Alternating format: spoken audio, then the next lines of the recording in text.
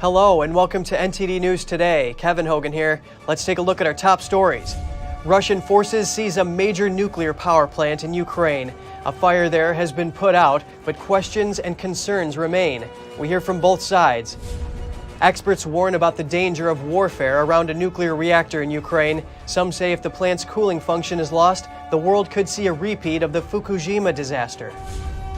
A meeting of NATO foreign ministers is underway in Brussels. Allies are united in their condemnation of the Russian attack near a Ukrainian nuclear site. More Russians are speaking out against President Putin's invasion into Ukraine. They include a famous actress, a former world chess champion, and a theater director in Moscow.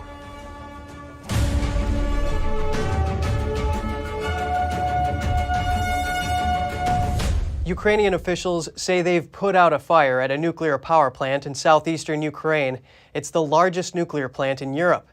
Ukraine and Russia are blaming each other for the attack. The good news, officials say radiation levels have not been elevated. NTD's Jessica Barty has more. Firefighters put out a blaze at the site of Europe's biggest nuclear power plant Friday after Russian forces seized it. It's located in the southeast of Ukraine. Ukraine says this video shows Russian troops firing at the plant overnight. In a video uploaded to his Facebook account, Ukrainian President Volodymyr Zelensky called on Europe to prevent a, quote, nuclear catastrophe, saying only immediate action from Europe can stop Russian troops. We are warning everybody. Not a single state apart from Russia has ever shelled nuclear reactors.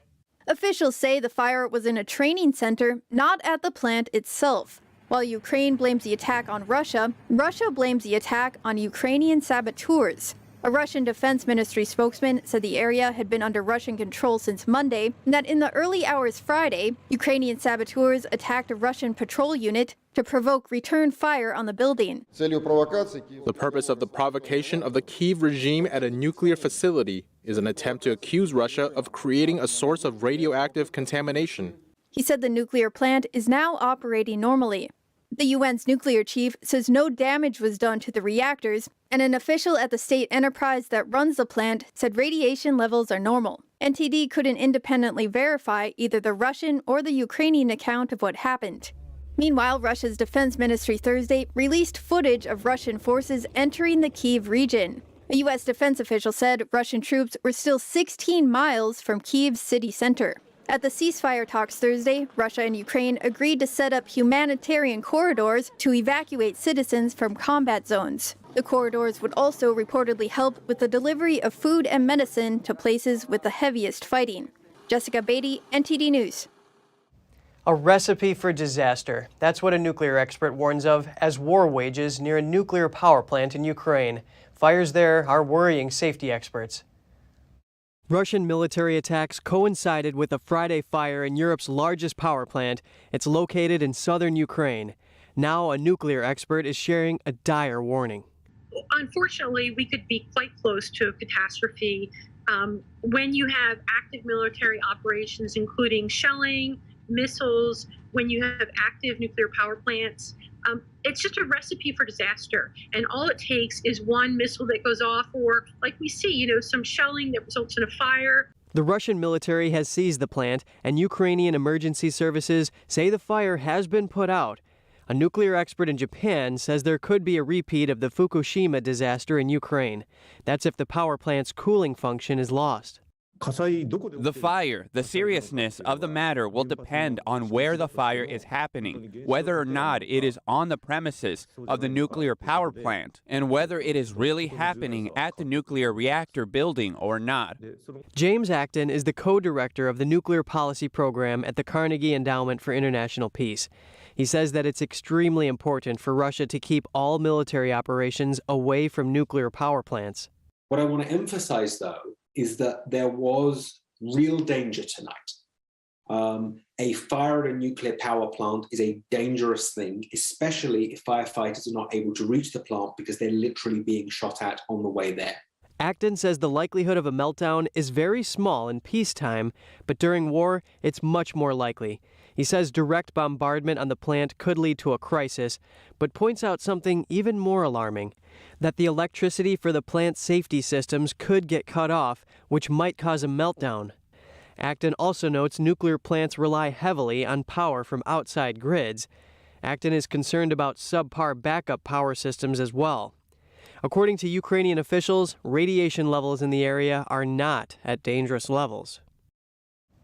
NATO foreign ministers met today for a special summit on Ukraine, and Ukraine is calling on Western allies to implement a no-fly zone or provide them with more planes to protect civilians and infrastructure.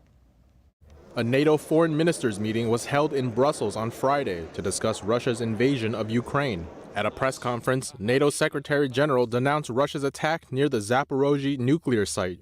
We condemn the attacks on civilians, and over the night we have also seen reports about the attack against the nuclear power plant. This just demonstrates the recklessness of this war and the importance of ending it.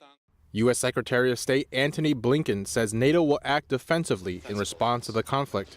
We seek no conflict, but if conflict comes to us, we're ready for it, and we will defend every inch of NATO territory.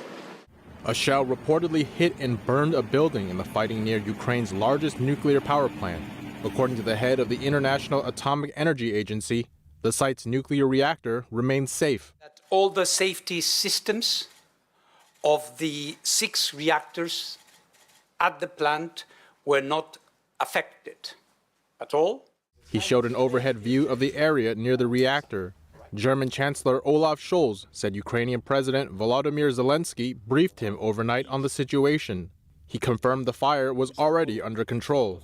Also attending the NATO summit, British Foreign Minister Liz Truss voiced her condemnation. This is a threat to European security and stability, and we need those responsible to be held to account. The UK's Defence Minister Ben Wallace called on Putin to stop targeting nuclear sites. It's incredibly dangerous. It's not just dangerous for Ukraine and the Russians, it's dangerous for Europe, it is playing with fire that really is beyond anything to do with logic or necessity. Prior to the NATO summit, Kyiv has renewed calls for a no-fly zone to protect its civilians. But some EU allies do not see this as a viable option. No-fly zone means NATO being in a conflict, since it would be NATO's forces enforcing this no-fly zone. However, the Czech Republic and other states are supplying weapons to Ukraine, so Ukrainians can enforce their no-fly zone. This is the proper solution. Okay. Zelensky said allies should provide more warplanes to Kyiv if they are unwilling to protect Ukraine's airspace. Russian President Vladimir Putin told German Chancellor Olaf Scholz that a third round of talks between Russia and Ukraine has been scheduled for this weekend. That's according to a readout from Germany's Chancellery following a telephone call between the two heads of state on Friday. Russia passed a law that takes an even tougher stance on what it is calling unofficial reporting and disinformation regarding its actions in Ukraine. The country's parliament met in a special session to create a bill that would make so-called unofficial reporting illegal. It is now a crime that is punishable by up to 15 years in prison. Moscow asserts that the legislation is designed to fight fake information about Russia's war in Ukraine. A Russian official said in an interview with a state broadcaster that the bill aims to punish those who knowingly distort the purpose, role, and tasks of the Russian armed forces. The official said that news on the war that he considers fake serves to demoralize society and undermine confidence in the Russian army. He says it's a huge blow to the fighters' relatives and friends. Russia's state media regulator has already shut down several media outlets since the attack began and threatens to block more. Russian television channel Dojd is temporarily halting its work, its general director said on Thursday. This comes after its website was blocked earlier this week. Natalia Sendiva is the general director of the TV station. She issued a statement after Echo Moskvy radio station closed, following pressure over its coverage of the war in Ukraine. It was one of Russia's last remaining liberal media outlets. Sendiva said in a published statement on the channel's website, "We really hope that someday we will be back on the air, but we don't know yet how, where, and on which platforms it can happen." It's proving hard for Russians to publicly protest the invasion into Ukraine. So far, thousands of anti-war protesters have been detained. However, many public figures in Russia are speaking out. Here are the details. A former Russian world chess champion, Garry Kasparov, is publicly condemning President Putin's decision to invade Ukraine. He says the West needs to do more to punish Putin's regime. Russia must be kicked from all international organizations, including Interpol. Financial blockade must be full. Now it's not full. There's still loopholes, and they must be closed immediately. Technologically, total ban. He says he's not impressed by how the U.S. has reacted so far, and that the U.S. can do more to counter Putin. I hope that Americans will revise their strategy and will show strength. Never in history, dictator was stopped by restraint. Dictator already started aggressive war, and he has committed war crimes beyond imagination. At a major United Nations climate conference on Sunday, the head of the Russian delegation, Oleg Anisimov, apologized for the invasion. He said, "Let me present an apology on behalf of all Russians not able to prevent this conflict," and calls the invasion unjustified. This is according to sources who were present at the closed-door virtual meeting. One of Russia's most well-known actresses, Lia Akazhikova, is also speaking out against the war. In an interview with British broadcaster Channel 4, she says she's going to cry seeing pictures coming out of Kyiv. She calls present-day Russia an empire of lies and says only the world can change the situation. And in Moscow, the director of a state-run theater publicly denounced Putin as a killer and left her post. The director, Elena Kovalskaya, wrote on Facebook that, "In protest against the Russian invasion of Ukraine, I am resigning. You can't work for a killer and get paid by him." And a Russian punk rock band is launching a non-fungible token to help Ukraine. The price of the non-fungible token skyrocketed after the band launched it last Saturday. They plan to sell the non-fungible token and donate the money to Ukraine's civilian organizations. Looking at bombed houses in Kyiv makes me heartbroken. But it gives me so much inspiration as a human being to see that Ukrainians are fighting back. Putin definitely was expecting that they will run away immediately, scared of a giant Russian army. According to a protest monitoring group called OVD Info, over 7,600 people have been detained at anti-war protests across Russia since the war began. On the ground, Ukrainians are fleeing their homes in droves. Our reporter Anna Varava hears from some of those seeking safety. UN estimates that up to 4 million people may leave Ukraine. People are crossing the borders with neighboring countries such as Slovakia, Hungary, Moldova and Hungary. Trains to Budapest run daily from this station in Mukachevo in the Transcarpathian region. All tickets are selling out 5 days in advance. At the same time, men from 18 to 60 years old cannot leave the country, according to a presidential decree. A woman from Kyiv leaves for Budapest with her mother and daughter. My husband and I had our own business, which developed well. We bought a new apartment and now we're here. But it's impossible to stay here. People are constantly under a lot of pressure. There are constant bombings. When the war started, we were in Gostomel and it was 5 kilometers from the airport. We were at home and bombs flew over a house and exploded and we did not sleep all night. We decided to leave and we've been on the road for a very long time. A plane crashed near our house and a rocket hit the house. We've ran out of food. Ekaterina says she's afraid that she might not come back. We don't know if we'll be back. We really want to go home to our normal life. We had a very good life. We were friends with everyone and we're very happy in Ukraine. We just want to live in peace with our families and children. We want peace. While the family plans to return as soon as possible, Andriy, a student from Kharkiv, wants to stay in Europe if possible and enroll in a new university. Today, his hometown, the second largest city in Ukraine, is practically destroyed. A few days ago, the municipal part of the city was destroyed. Plus, the university where I studied, where my father studied, Karazin University, founded in 1805, is now almost half destroyed thanks to the Russian army. Arita is Russian. She is going to Budapest from Zaporozhye. She is 90 years old. She witnessed World War II when she was 10 years old. Then we had a German enemy, but now I'm scared that the enemy is Russia. Russia and Ukraine were once very close. Today, many Ukrainians are appealing to the international community to not be silent, but to act urgently. It's impossible to wait.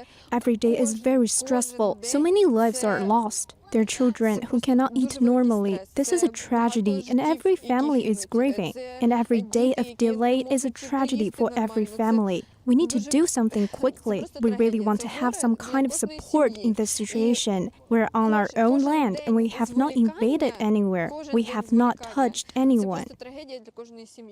NTD News, Anna, Ukraine. Russia's invasion of Ukraine has claimed the lives of at least 227 civilians.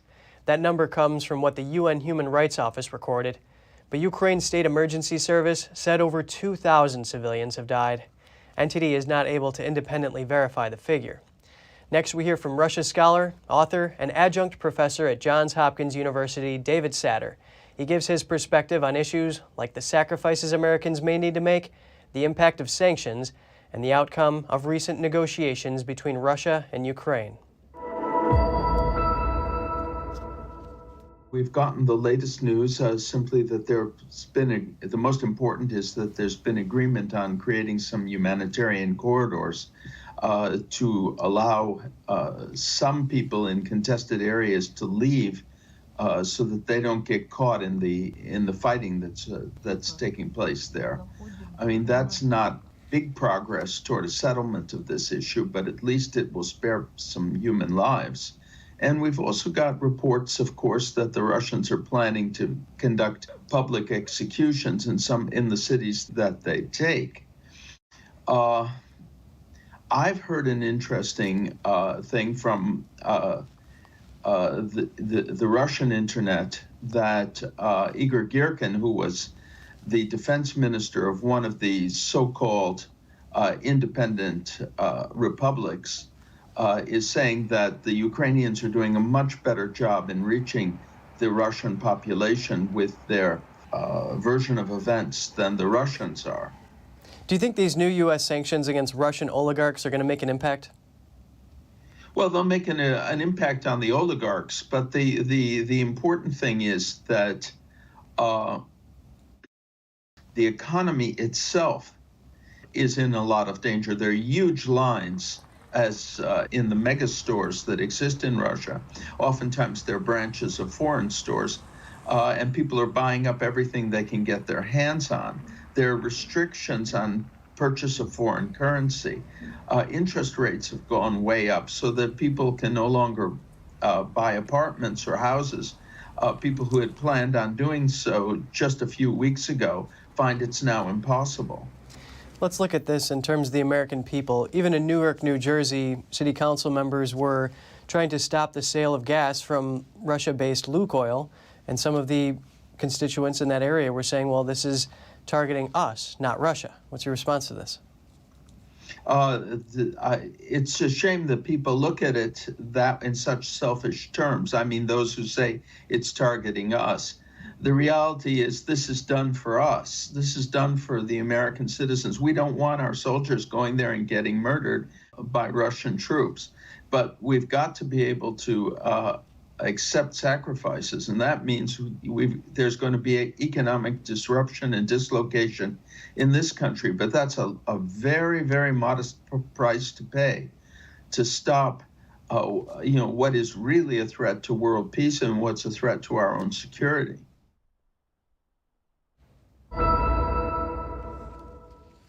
The sanctions that stem from Russia's war against Ukraine could shrink the Russian GDP by 35%. That's according to J.P. Morgan.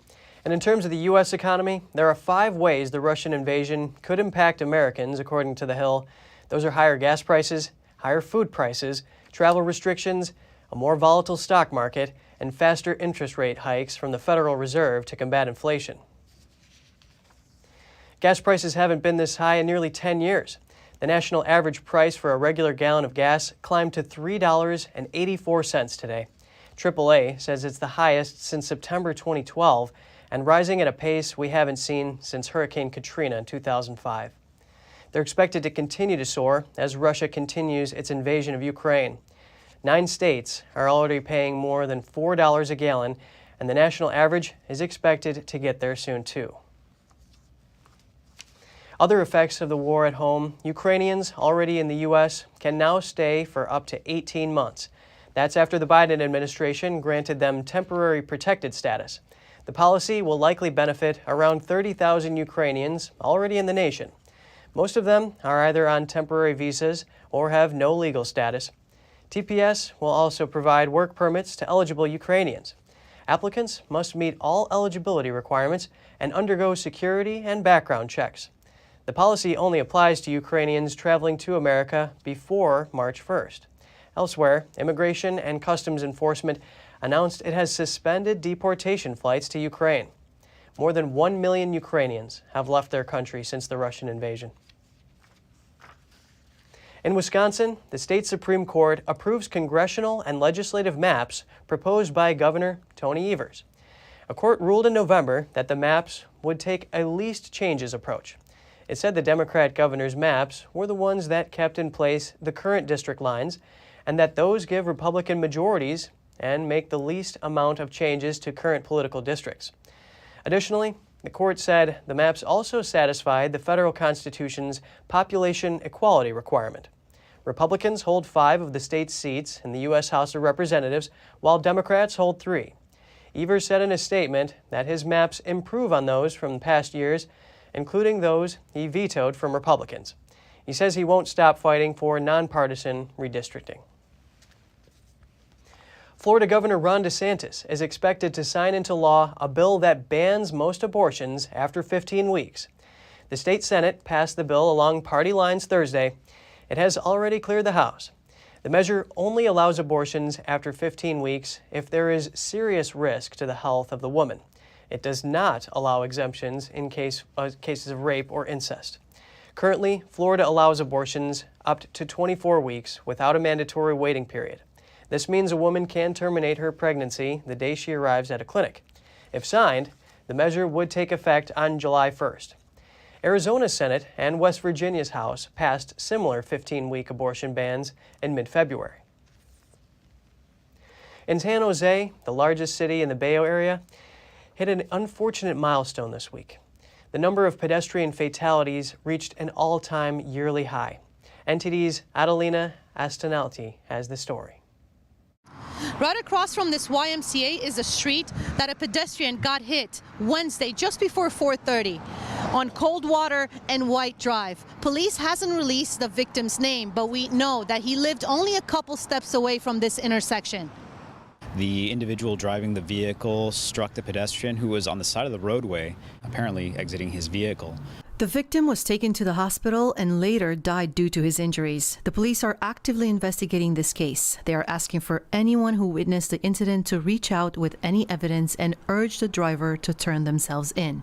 This individual is still not in custody and still out on the lam. We want him to turn himself in. First of all, for the benefit of the family to understand and recognize that there will be justice done for them, and 2, to resolve this situation. Officer Aponte said the department is working towards making the streets safe to walk once more. We focus on enforcement. We are going to go out and write citations. We're going to go out and tow vehicles for people who are driving recklessly, and we're going to make sure that people who have DUIs are put behind bars. Based on current numbers, this year has seen the highest number of pedestrian accidents compared to the same time last year. Just based on the numbers alone and the knowledge that I have of the stats compared to last year, the 10 pedestrian deaths we'd had in the city of San Jose, we didn't reach this level until midway through June of 2021. The victim was opening this door to this exact car when he got hit. What the police is saying that we should all be very mindful when we get out on the roads, not just for the safety of ourselves, but for the safety of everyone around us. Adelina Soltane, NTD News, California. California's governor has unveiled a plan to offer more services to homeless people with severe mental health and addiction disorders, even if that means forcing some into care. If the individual is unwilling or unable to commit to following through on that plan, there will be the capacity to move in to a different category of care and support, more traditional along the lines of what we have today through our LPS and conservatorship system. Governor Newsom's proposal would require all counties to set up a mental health branch in civil court and provide comprehensive and community-based treatment to those suffering from debilitating psychosis. People would be obligated to accept the care or risk criminal charges if those are pending. If not, they would be subject to processes already in place, such as involuntary psychiatric holds or court conservatorships.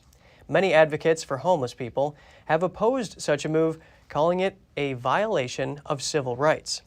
The program comes as 150,000 homeless individuals reside in the state. California's state budget has allocated $12 billion to address homelessness. Newsom seeks support from lawmakers to approve the program and for it to be launched as soon as possible. The Sackler family owns Purdue Pharma. They have reached a deal with several states to resolve widespread litigation.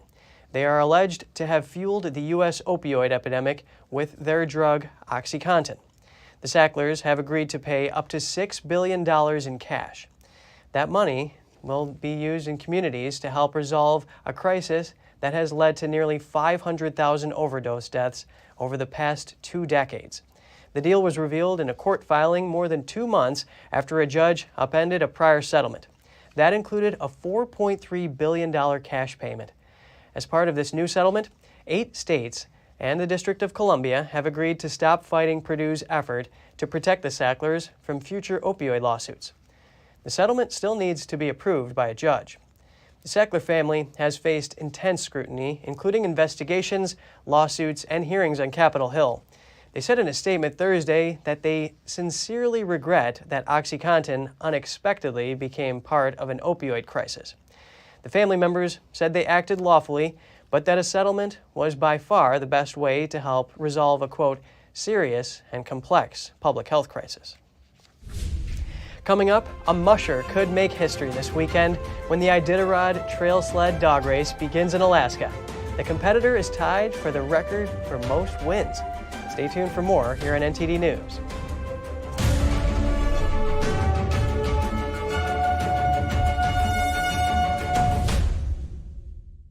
Here's what a reader writes to best-selling author James Cook about his new book, The Great Gold Comeback, Bankruptcy of the Welfare State. There is no way I could ever properly express my thanks to you for the Gold Comeback book and all that you have written within it. What a real treasure. Get this hard-hitting volume absolutely free. It covers economics, inflation, socialism, welfarism, capitalism, crashes, panics, interventionism, and crisis. Regularly $29. Yours free. Call 1-800-328-1860. Secure, the true solution for your digital privacy and security. Secure is a private and secure messaging and email solution hosted in Switzerland, using military-grade encryption and Swiss privacy laws, giving you true privacy. Secure is 100% private and does not collect or sell any of your personal data. Secure's Helix technology connects you securely to our Swiss servers without the need of a VPN, guaranteeing privacy and security for all your communications. Secure Messenger doesn't require your phone number or any personal data that hackers target. Chat by Invites allows you to chat privately and securely with anyone outside of your secure network without the need for others to download Secure. Secure Send offers you a private and secure way to email anyone outside of Secure. You won't find this level of privacy or security on any other email or instant messaging application. Visit secure.com. Regain and protect your privacy today. Larry Elder here, and I've got some great news for you. If you're tired of the censorship in this country, then you're in luck.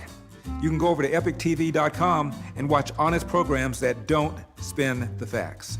EpicTV.com is a brand new, no-censorship video platform where you can watch not only my show, but other deep documentaries, great program, wholesome movies that you can watch with your entire family.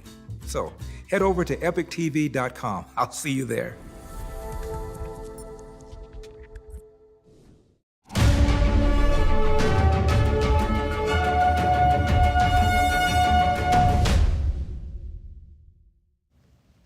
Several trucker convoys from different U.S. cities have converged in Indiana, the state known as the Crossroads of America.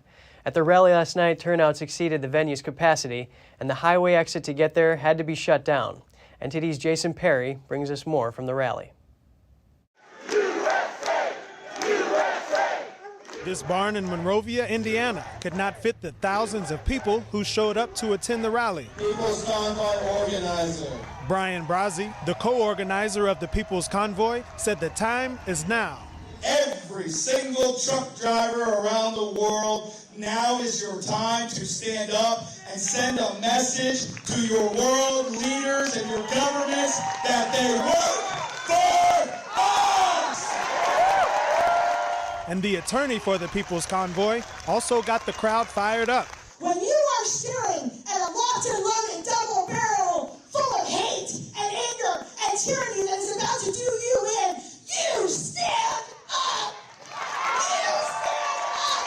This is better than you play on your feet! Whatever comes out the tyranny is happening! A few medical doctors explained their views on the federal government's handling of COVID-19. It's up to us to take care of our own health, not a government. This is a government that has overstepped its bounds. These are healthcare agencies that have overstepped their bounds. It is time to restore freedom to this great land. There is no medical emergency anymore. If they tell you that, they are lying. Who's the boss in the doctor-patient relationship? Ryan said it, I'll say it. Any doctor who won't say it is a doctor that you need to be taking your power back from, ladies and gentlemen.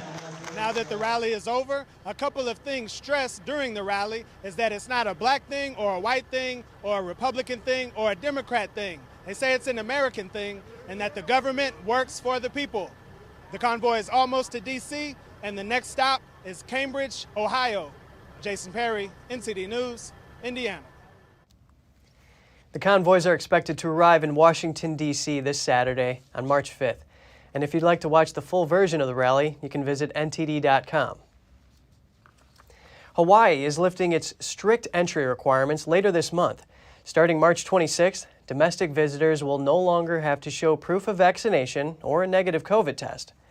Those steps were required to bypass a mandatory 5-day quarantine as part of the state's Safe Travels program. The Aloha State's mask mandate will remain in place for the time being, though. Hawaii is the only state that has yet to drop its indoor mask mandate. International travelers will still be required to show proof of vaccination and a negative test taken 24 hours before departure. Dallas Seavey could make history when the Iditarod Trail Sled dog race begins this weekend in Alaska. He tied the record for most wins last year when he won the pandemic-shortened race, and now he's looking to break out as number 1. NTD's Andrew Thomas has more. Dallas Seavey has set his sights on a 6th championship in the famed Iditarod dog sled race. The competition will hold its ceremonial start in Anchorage on Saturday, while the competitive start to the race begins a day later in Willow. Yeah, we have a shot at 6. That's exciting. And I'm really stoked for this race. You know, this is a big one for me. It's a big one for the Iditarod. You know, there's a lot of things that could happen. It could be a record number of wins. It may not. We may see a new champion in there. This year marks the 50th race after the inaugural event was held in 1973. Seavey is tied with racer Rick Swenson. Both hold 5 championships apiece. Swenson won his titles between 1977 and 1991. He last ran the race in 2012. These guys that could win the Iditarod were superhuman in my mind. And I think it was a pipe dream until my dad won it. In 2004, when he won his first Iditarod, for me, it was the proof that these people that won the Iditarod were not somehow different. They were not superhuman, they were not demigods. It's go! But the single dad admits he was on the fence about running this year. And right now, he's more excited about spending time with his 11-year-old daughter. You get burned out because you don't feel like you have the option to leave. But I think it's time to exercise that option, you know? I'm still excited about mushing. Seavey's not calling it retirement, but the attitude is to take racing 1 year at a time. Andrew Thomas, NTD News.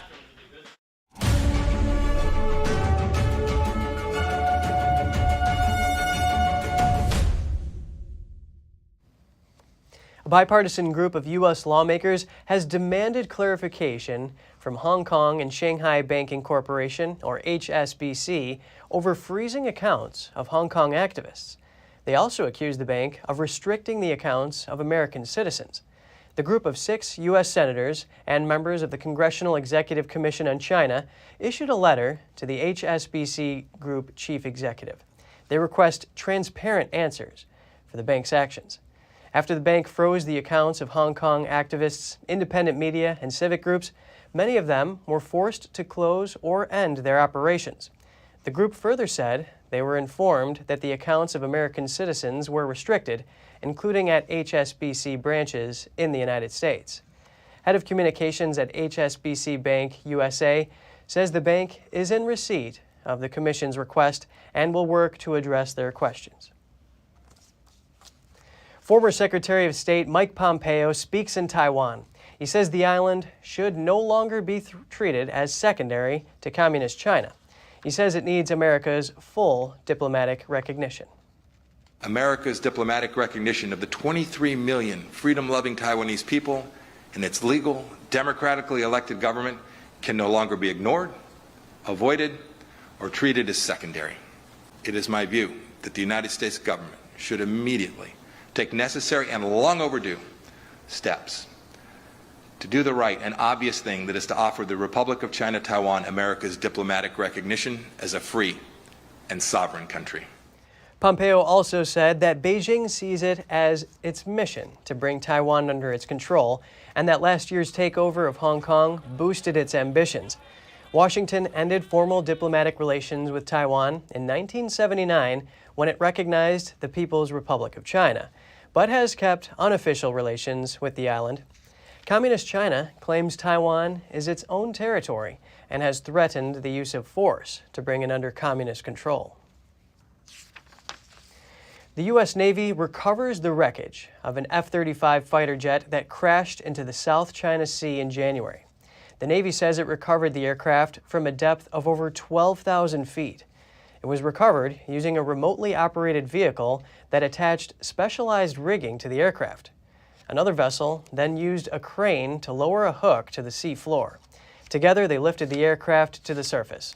The jet wound up on the ocean floor after a rough landing aboard an aircraft carrier during routine flight operations. It slid off the vessel and crashed into the sea. Its pilot ejected from the aircraft, and 3 sailors were hospitalized. The loss of the stealth fighter triggered fears the Chinese Communist Party would attempt to salvage the wreckage and reverse engineer its technology. The Navy says the aircraft will be delivered to a local military installation and evaluated for transport back to the United States. Chinese state banks might be busier than usual as the Western sanctions push Russian businesses to find alternatives for international transactions. But could this impact the dominance of the U.S. dollar? NTD's Tiffany Meyer has more on the story. More Russian companies are opening bank accounts in Chinese banks. That's according to Reuters, citing a person close to the matter. The surge is happening amid the Russia-Ukraine conflict, and as Russian businesses start to struggle under international sanctions. According to Reuters, the insider works at the Moscow branch of a Chinese state bank. He refused to be named since he's not authorized to speak with the media. He explained that nearly 300 companies have approached the bank wanting to open accounts. Western governments are shutting part of Russia's economy out of the global financial system, pushing international companies to halt sales and dump tens of billions of dollars worth of investments. But China says it will maintain normal trade relations with Russia. A handful of Chinese state banks operate in Moscow. A Chinese businessman says he's witnessing a similar situation. He told Reuters that the logic behind the shift is simple. He pointed out that if you cannot use U.S. dollars or euros and U.S. and Europe stop selling you many products, you have no other options but to turn to China. That change could impact the U.S. dollar's dominance in global trade. Though Putin and Xi Jinping's announcement of a new strategic partnership on the opening day of the Beijing Winter Olympics did mark a breakthrough, China's support for Russia did not start last month. The two have long worked together to skirt or reduce the effects of potential sanctions from the U.S. and its allies. That includes strengthening trade relations, gradually reducing reliance on U.S. dollars, and attempting to build an alternative financial system. According to the Financial Times report, Russia and China recently secured several energy deals that are mostly settled using Chinese yuan instead of dollars. The two started using their own currencies for bilateral trade in 2010 and opened their first currency swap line in 2014. Since then, the portion of trade settled through yuan between the two countries rose from 3.1% in 2014 to 17.5% in 2020. Yuan was used to settle 28% of Chinese exports to Russia in the first half of 2021, compared to 2% in 2013. Russia also increased the weight of Chinese yuan in their foreign currency reserves from 0.1% in 2017 to 13.1% as of June 2021. In contrast, the U.S. dollar's weight dropped from just over 46% to 16% in the same period. South Korea began 2 days of early voting today for a presidential election in the shadow of the pandemic. Up to 1 million people with COVID-19 are expected to cast ballots during a spike driving one of the world's highest caseloads. President Moon Jae-in and the candidate from his ruling Democratic Party, Lee Jae-myung, cast their ballots in Seoul. The opposition party's Yoon Suk-yeol participated in early voting in Busan. Voters stood in a long line where a polling station was set up.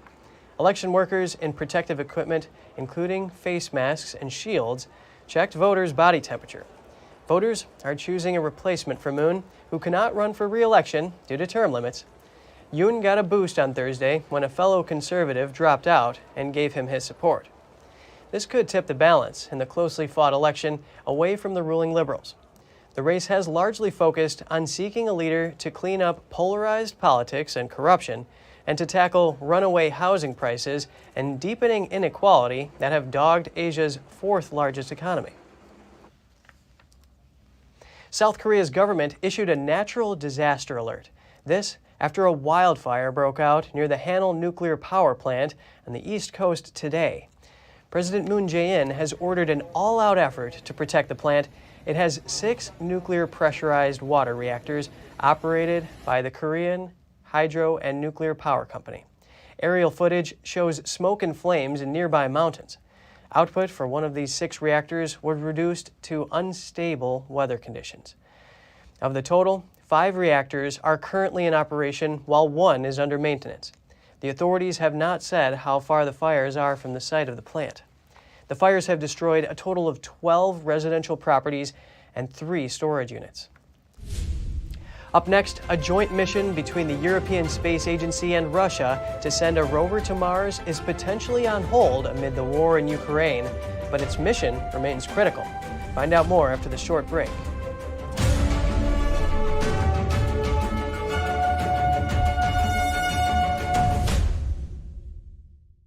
An unthinkable genocide took the lives of 6 million Jews, and thousands of Jewish survivors are still suffering in poverty today. God calls on people who believe in Him to act on His word. Comfort ye, comfort my people. Especially during this holiday season of Passover. When I come here and I sit with Lily, I realize what she needs right now is food. These elderly Jews are weak and they're sick. They're living on $2 a day. This now is how God's children are living. Take this time to send a survival food box to these forgotten Jews. The International Fellowship of Christians and Jews urgently need your gift of $25 now to help provide one survival food box with all of the essentials they critically need for their diet for 1 month. Your special holiday gift will provide everything they need to celebrate the holy season of Passover. Do you remember matzah? This is the first time in over 70 years that she has anything to do with faith. She hasn't seen unleavened bread since before the Holocaust. And now we're coming to her and we're saying, it's okay to have faith. For just $25, you can help supply the essential foods they desperately need for 1 month. For over 35 years, this trusted ministry has given Christians like me a way to tangibly bless Jewish people who are in need throughout the world. God tells us to take care of them, to feed the hungry. And I pray Holocaust survivors will be given the basic needs that they so desperately pray for to survive.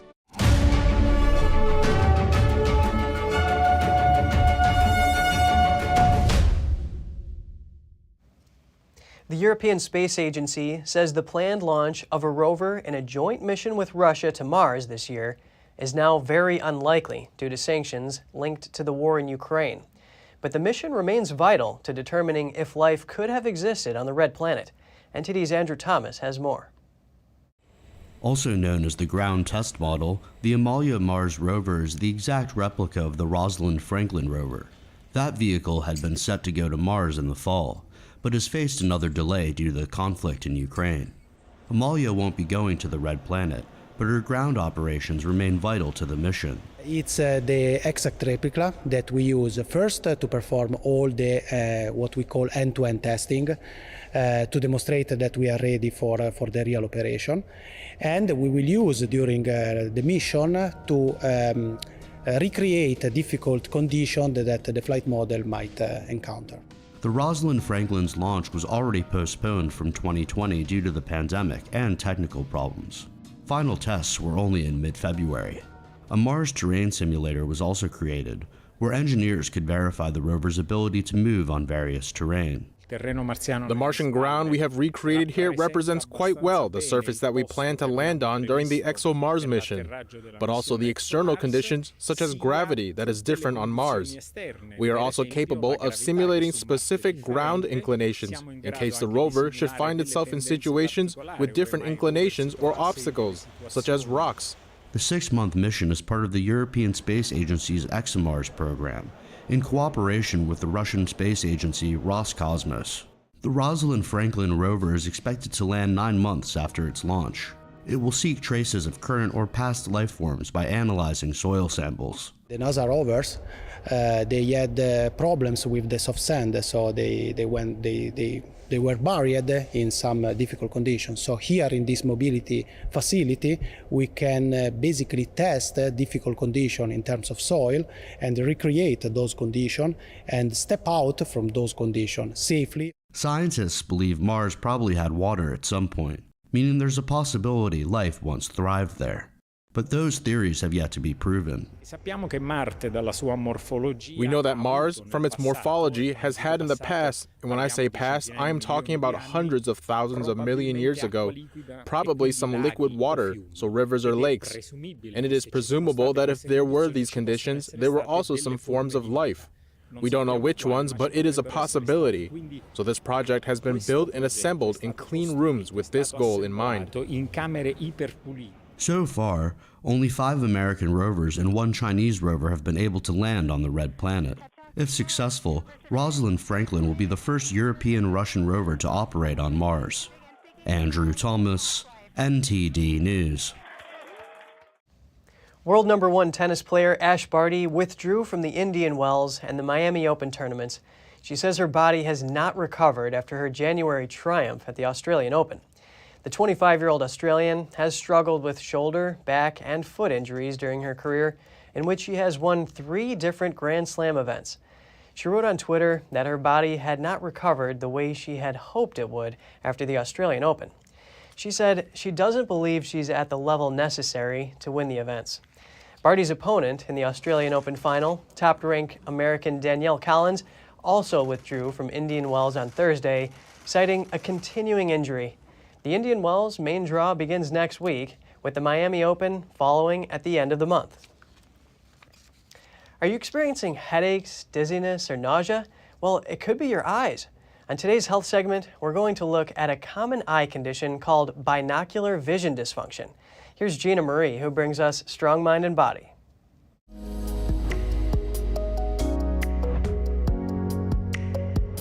BVD, also known as binocular vision dysfunction, is a common eye disorder. You may have visited your primary care doctor with several of the symptoms only to be told it's all in your head. Or you may have seen your optometrist only to be told no change since your last exam. You search for answers near and far, but the trouble persists. What on earth is going on? The range of symptoms for BVD varies from dizziness, headaches, anxiety, neck pain, reading difficulties, nausea, unsteadiness, head tilt, motion sickness, and anxiety with driving. And the list doesn't stop there. So what is it? BVD is simply a tiny misalignment of the eyes. In other words, your eyes are not acting as a team. In the early stages of BVD, your body seeks to correct the misalignment, and it works for a while. But the longer you have BVD, the less the body can cope. The more the eye muscles are used to correct it, the more chance there is of eye strain and the variety of other symptoms mentioned earlier. Do you see a red line? Oh, there it is. Dr. Debbie Feinberg is an optometrist from Michigan who stumbled upon this disorder. Back in the mid-80s, her brother-in-law-to-be alerted her to his vision problems. She asked the right questions and a new science was born. It is called neurovisual medicine. By now you may agree that you have some of these symptoms. So what causes it? People are apt to think it's related to their migraines, sinus issues, or ADHD. But it most commonly is the result of facial asymmetry, where a person is born with one eye higher than the other. It can also be an eye muscle weakness or a concussion or brain injury, which makes this not uncommon in athletes involved in contact sports. Sometimes it is due to a stroke or similar neurological disorder. All can lead to learning difficulties. Dr. Debbie Feinberg took optometry to another level with neurovisual medicine. She made pioneering discoveries in the diagnosis and treatment of BVD. Her clinical evaluation goes above and beyond a routine eye exam and is specifically designed to detect BVD. So, is it fixable? Absolutely. She has published her findings in many academic articles where she outlines the positive effects of using prismatic lenses in the treatment of BVD. She has published a variety of success stories submitted by patients on her website at vision-specialists.com. The world is grappling with many crises, but some say they find hope in a classical Chinese dance performance called Shen Yun. I'm half Ukrainian. So right now I'm very worried about the Ukraine, but this gives me hope. Shen Yun travels around the world with one mission, reviving traditional Chinese culture through the arts. But it goes deeper than just creating a beautiful display. Kind of thinking about what was going on in our world today. It's all over the news. And so just seeing the beauty of love and compassion and the art form, it was kind of a nice little break, actually, in my mind of simpler times. I don't feel like I have any worries in the world right now. Weightless. I feel like I can fly. It made me feel that there's hope and that we're back to some semblance of being normal again. I think that there's a lot of darkness in this world, and I think anyone that tries to bring light into it is doing God's work. Ancient Chinese culture is said to be divinely inspired. However, these values were systematically destroyed since the Chinese Communist Party took over. I love the beauty, the wonderful philosophy that came from it, the message that most Western cultures don't get out of China today. And honestly, I didn't know that so many Chinese were that spiritual, because the CCP doesn't allow that to get out. If you want to be entertained with some beautiful dancing and beautiful costumes and to be educated on the Chinese culture, I would definitely say come take a look at it. NTD News, New York. Thanks for watching. At NTD, we're honored to be your source for the news. Catch us again tonight at 6:30 Eastern. In New York City, I'm Kevin Hogan.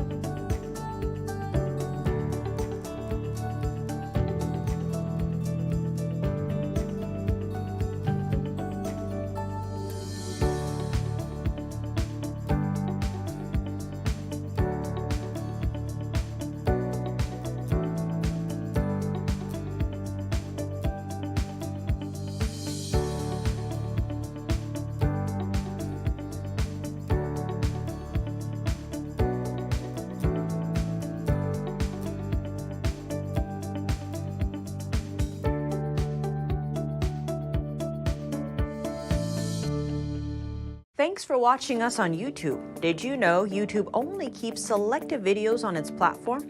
So if you want to make sure you get the full picture, just subscribe to our newsletter.